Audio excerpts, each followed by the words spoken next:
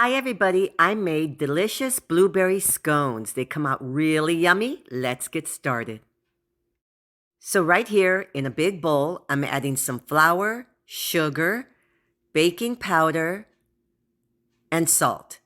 Now I'm going to give it a good stir to combine. Now I'm going to add some unsalted butter. And I cut it into little cubes, and I'm going to cut that in with my little gadget. You could use your hands. You just want to make sure that the butter pieces are very small.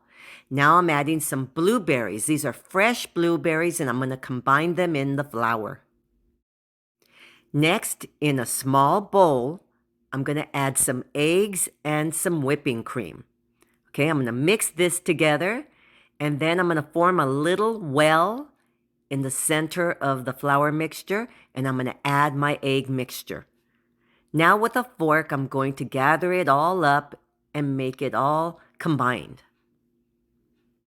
Now right here, I have just a little bit of extra flour on my work surface, and I'm going to put everything on my work surface. Now I'm going to start with my hands, bringing it all together. Pack it together as best you can. You might need 1 or 2 more tablespoons of heavy whipping cream. If it's too dry, go ahead and add a couple more and it'll work perfectly. Now you want to shape it into a nice little square, and then you're going to get your cutter. You can use a knife and just cut it in half and cut it in half again, then make your little triangles. Now off to the side, I have a parchment lined cookie sheet, and I'm going to add my little triangles to my cookie sheet. Now I'm getting a little bit of extra whipping cream, and I'm going to brush it on top. That's going to help it get nice and browned.